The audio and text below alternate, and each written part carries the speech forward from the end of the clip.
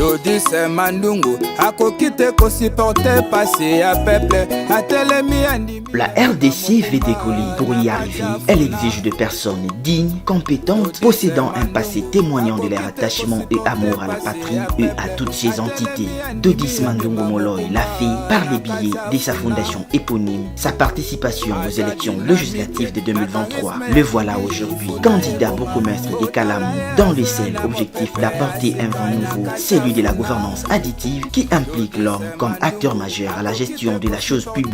Vu son patriotisme et soucié de rendre service par sa détermination avec des axes majeurs comme l'éducation initiale, celui de l'environnement propice et surtout à l'ère du développement durable au profit de la municipalité des Kalamou.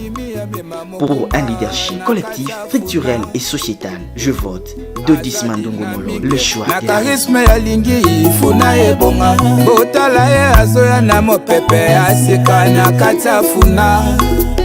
Je suis Dodis Mandungu, coordonnateur national de la fondation éponyme, FODEM en sigle, que nous avons mis en place depuis 2020 pour renforcer les liens avec nos populations, pour comprendre la situation de notre ville, province de Kinshasa, ainsi que le mœurs au niveau de la République démocratique du Congo. Aujourd'hui, si nous sommes animés à servir notre patrie, c'est l'esprit d'abord patriotique et un engagement ferme parce que la situation dégradante de notre société ne peut pas nous laisser sans être acteurs majeurs pour la recherche de son développement. C'est ainsi que nous sommes engagés à être candidats bourgmestre de la commune de Kalamou, étant natifs de la commune, en connaissant aussi les problèmes majeurs que la commune traverse. Nous sommes venus en appui pour soutenir les chefs de l'État, Félix Antoine Tshisekedi Tshilombo, ainsi que le programme de Kinshasa et Zobonga du gouverneur Daniel Bumba.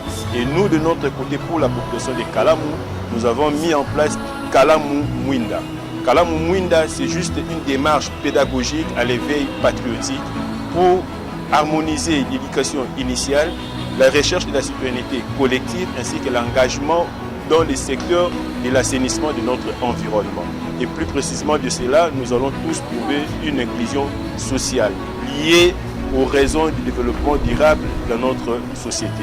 Et surtout que notre commune étant au centre sur son plan géopolitique, va nous permettre à ce que nous puissions mettre en lumière tous les efforts qui vont nous donner des richesses du côté tourisme, parce que la commune de Kalamou, il ne faut jamais oublier, c'est une commune historique au regard du combat de Mohamed Ali, au regard des événements qui a déclenché l'avènement de l'indépendance du 4 janvier 1959.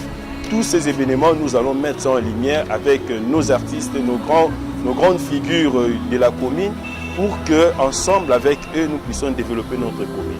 C'est ça vraiment la raison de mon engagement et des soucis patriotiques de donner un élément majeur à notre population pour un programme tous pour la gouvernance additive. La gouvernance additive, on veut juste mettre au centre l'homme dans la recherche du développement durable. On va former des jeunes parce qu'ils sont aujourd'hui dans la délinquance juvénile. On veut que les jeunes puissent être formés. Nous décrions le fléau des phénomènes Kuluna, mais nous ne réfléchissons pas autour de ce que nous devons apporter comme solution. Et nous, FODEM, moi, Dodis Mandungu, en tant que candidat, nous avons des solutions énormes qu'on va mettre en place au travers de nos cadres réflexifs par rapport à la commune de Kalamou, pour que tous nous puissions être de manière approximative vis-à-vis de notre population face à l'engagement de la gestion de notre développement.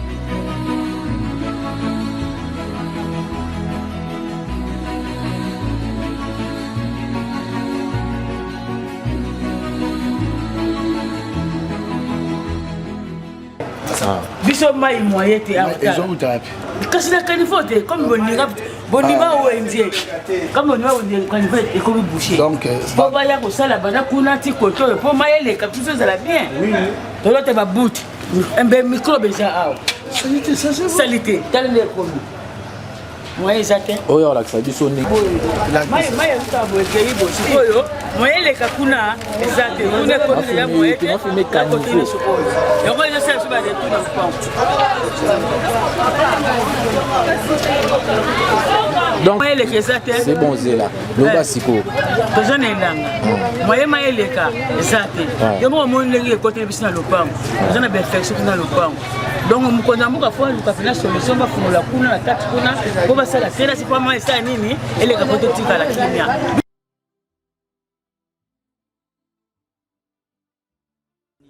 Avenue Mateba, numéro 11.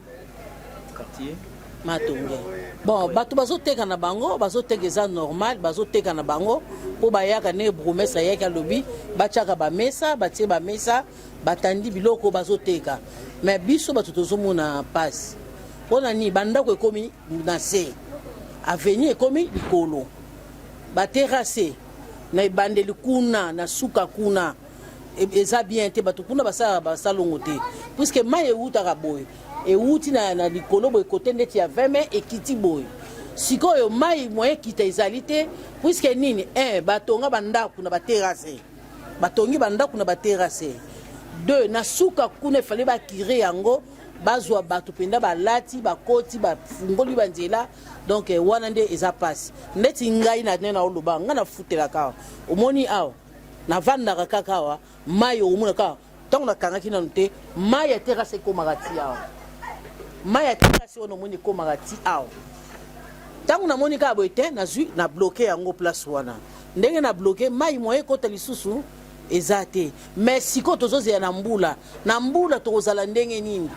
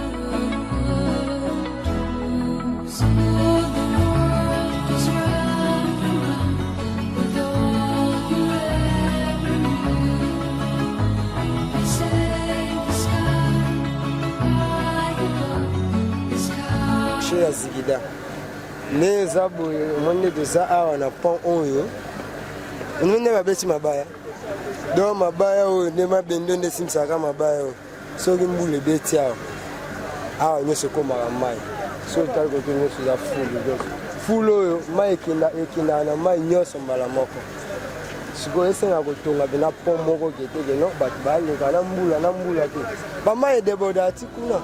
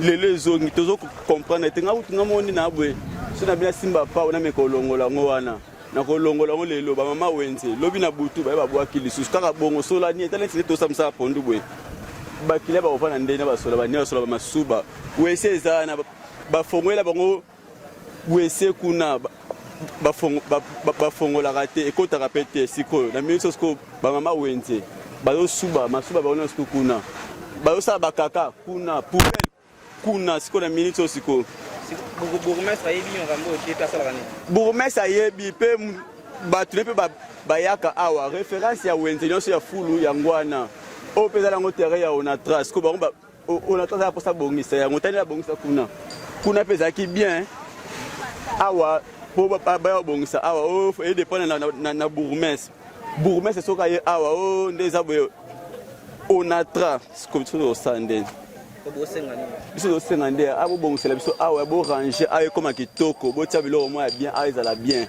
po tovivre bien na solo ya bien na solo oyo kilia kokovanda te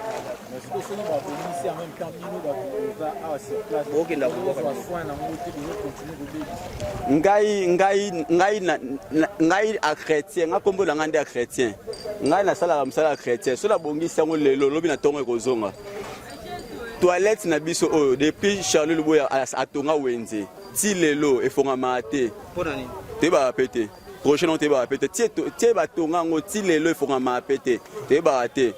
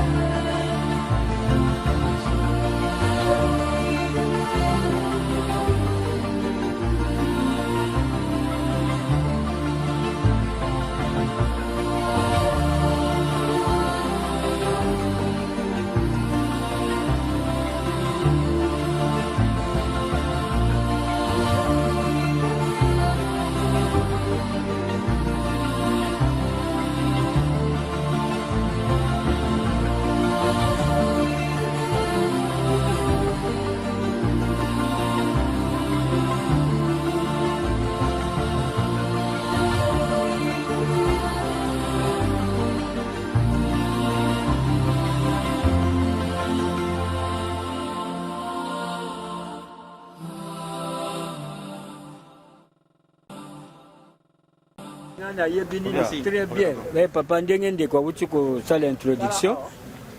Abandi nano na likambo ya ndako. Ndako ezali ndako moko etongama eza na mwelo ata moko te na se. Pozo tongama la présence na biso marché ezaki tikuna. Omoni ke ndako eza na balabala. Même ozako ni omona ke eza na balabala. To pesa ba rapport mbala na mbala. Ndako pe ezanga wese.